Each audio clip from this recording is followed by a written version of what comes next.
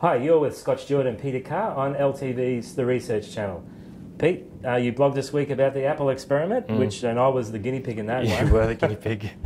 And interesting, wasn't it? It was very interesting, and we've already had some immediate feedback. And so the backstory, for those of you who haven't seen it, although if you want to jump on the website, longhaus.com, go to Longhaus Blogs, Naked Chief, you'll find the Apple experiment there. We had to make some decisions about whether to stay our PC route or go an Apple route, and the reason for that was with kind of half our team playing the Apple game at the moment, with certainly for our production environment in LonghausTV, our test and development production environment for our websites. Our IT manager has always run a Mac, and so we thought it was time to take a look at whether there was an enterprise story here for us. And so, as you know, with your coming on, we used that opportunity to kind of, have a serious attempt at it, and we decided to go the MacBook Pro route, which we did. We continued to use the Office for Mac productivity suite, and the reason for that is we are quite a strong written and presentation and analytical content producers, and so much of our templating, or all our templating, and collaborative kind of structures operate within that Office productivity suite environment: Word, Excel, PowerPoint, Visio, those sorts of things. So we stuck with that, and then basically handed you the machine and waited to see what would happen. So, give us some of your initial thoughts. Yeah, well, it's interesting, isn't it? And a lot of IT managers out there have had to deal with, why can't I use my Mac? Why can't I bring my Mac in? And to be quite honest, the experience, was a bit enlightening in that front, in that is it can be difficult to integrate. And I used to joke about that it was a religious, it was once you're a Mac believer, you're a convert, and you sort of always wanted a Mac. And in some sense it is that way. But it was a very interesting experience because things didn't work, did they? Not to plan. Not to plan, so it was difficult to see calendars of other people, even using Outlook, and it was difficult to synchronise and all those kinds of things. And as I pointed out in my blog, we know that these aren't inherent Apple issues, but certainly from the user profile of an organisation like us, they were issues. And so, we weren't, in the end, able to separate them out, because at the end of the day, we needed to be functional and productive in our roles. And so some of the challenges we called out, like as you said, the calendaring and Office for Mac 2011, the latest version, Apple decided to rip out Entourage, which made no sense whatsoever, which means we had to kind of backdate our version in order to get the functionality that we required, backdated 3 years, mind you.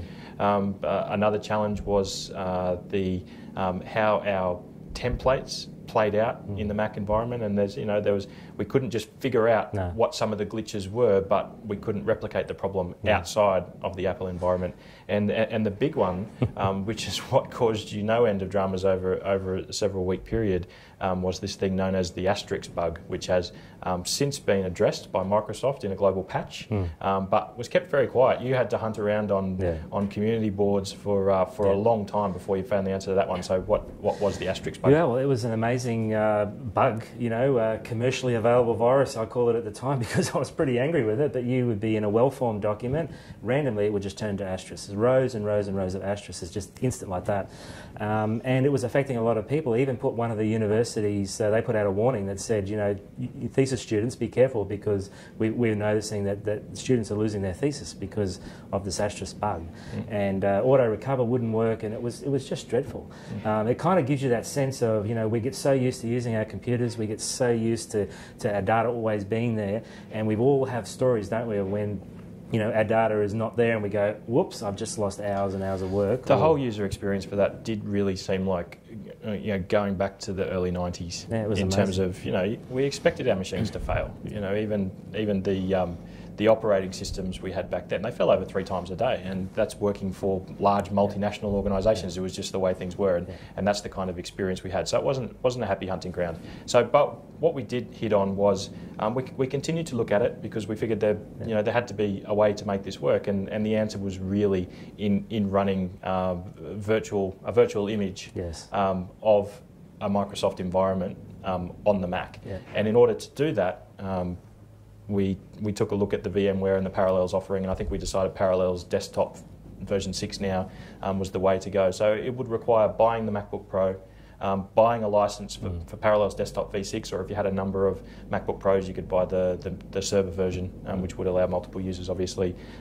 Then to buy a license for Windows 7, so the operating system, which we would then install in that virtual environment, and then to buy a full license for Office Ultimate or whatever it was, because the Office for Mac 2011 just was too buggy and we couldn't get it to work. So what you'd essentially be left with was a very powerful machine, quad-core driven, running a Mac operating system on one side, a Microsoft operating system on the other, working perfectly well. But it just left me with the question, because I'm up for renewal in terms of my trusty laptop, as to why, if I'm running this virtual office environment with all the productivity and stuff that I need, what I would possibly do in that Apple environment. And from my perspective, there was nothing left to do. It was very appealing to be able to FaceTime my son, who's too young to own a mobile phone, but has an iPod Touch.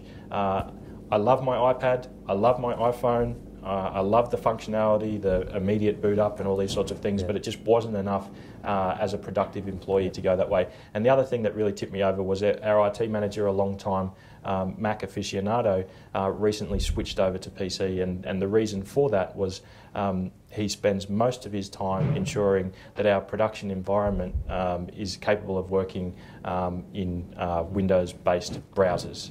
Now that's, again, that's not an indictment on Apple or Microsoft. It's quite logical. 95% of our enterprise customers still operate in that environment, and so for the time being, at least, I decided that the Apple experiment had given us an answer. It wasn't the answer perhaps we went in thinking we would get, and it's left us with the answer that will continue to be a PC enterprise for the foreseeable future.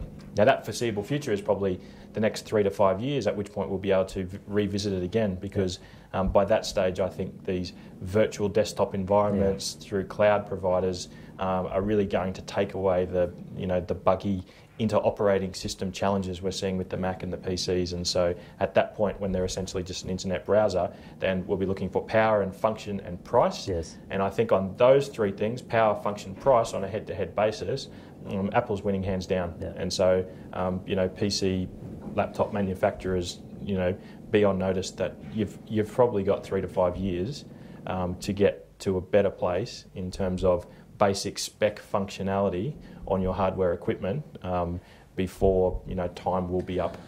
Absolutely, and it also highlights, doesn't it, that it's not just the hardware, is it? It's the software, it's the compatibility of the mail client with the hosted exchange or whatever it is that you're using, and that was become prevalent in this experiment. Yeah. And also, just I'll bring out a point here, BYOIT, so Suncorp announced, that everyone could bring their own device. And this sort of highlights, I think, some of the reaction that we're hearing from a lot of the IT people. It's like, how could you do that? How could you manage that?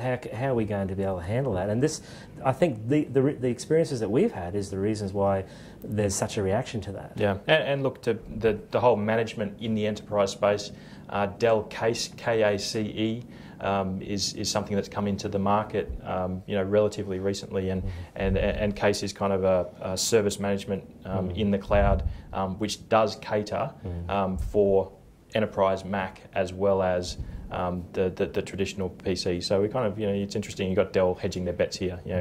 We'll continue to ship our PCs and laptops, using these operating systems and hardware tech specs and things, but at the same time starting to provide these software services to manage the inevitability of BYOIT, the inevitability of cloud-based enterprise productivity delivery. So that means then that really to affect a BYO IT strategy, you really need an investment in the infrastructure and the capability that allows you to do that. Without that, it's not going to work. Yeah, and service management as well. You can't ignore it, otherwise it'll be something that very quickly builds up inside the organisation. So, and I think the other thing finally that I learned in this whole experiment was we are lulled into a sense where our data is always there for us. And, the asterisk bug comes to all of us in many different forms, and whether it's a cloud vendor who fails or a website who's down or, whatever it is, we really have to just constantly be reminded of the humanity of computing. Yeah, that's right. Having said that, when you finally got that report out, it was a good one. That's right, thanks. Yeah, it had a lot of asterisks in it. That's right. Thanks, Scott. Thank you.